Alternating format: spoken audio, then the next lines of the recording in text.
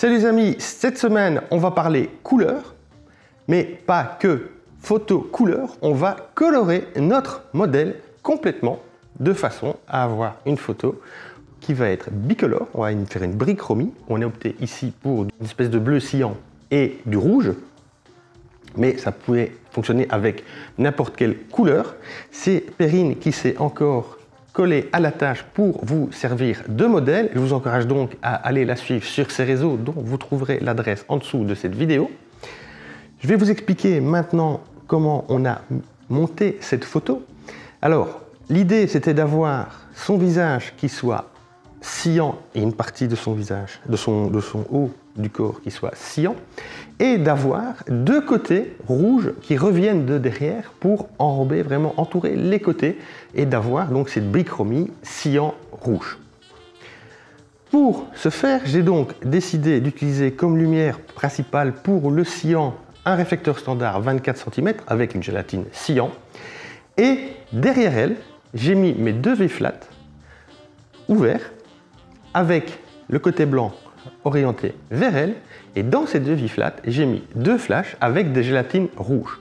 Ensuite, j'ai regardé comment je devais ouvrir et placer les V-flat pour qu'ils arrivent au bon angle de vue, de façon à avoir cette partie rouge qui va enrober vraiment le cyan sur les côtés et donc devenir rouge.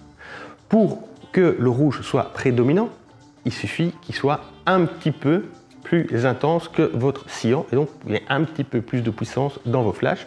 À vous après à gérer le ratio entre les deux couleurs pour que ça fonctionne du mieux que, ça fonctionne selon vos goûts. Je vous ai expliqué ça, ça peut paraître un peu confus, mais une fois que vous verrez la vidéo du setup et des prises de vue, vous allez voir que finalement c'est pas si compliqué que ça.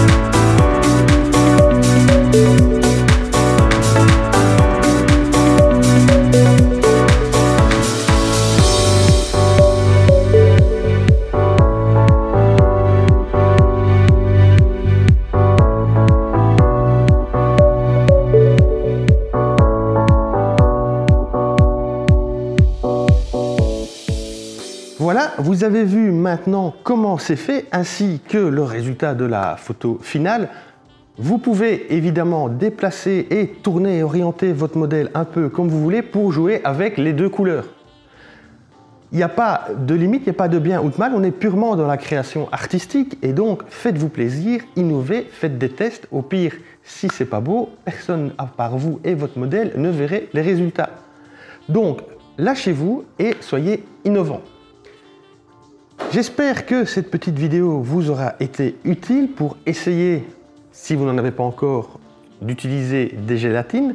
Alors l'investissement n'est pas énorme. Moi, je crois que j'avais payé quelque chose comme une vingtaine d'euros pour les deux sets que j'ai, enfin par set. Donc j'ai deux sets, une vingtaine d'euros par set. Vous voyez, on parle d'investissement en photo, en matériel photo. On est sur une cinquantaine d'euros. Ça va. On n'est vraiment pas énorme au niveau de l'investissement quand on connaît le prix du matériel. Et en plus, c'est toujours assez sympa de pouvoir jouer avec les couleurs. Alors, certains adorent jouer avec ces couleurs-là, d'autres n'aiment pas du tout. Là, c'est un choix très personnel, mais c'est vous qui voyez et faites selon vos goûts. C'est toujours principalement ce qui compte. On est maintenant arrivé au bout de cette vidéo. Si ça vous a plu, n'hésitez pas à vous abonner à la chaîne, n'hésitez pas à la partager sur vos réseaux.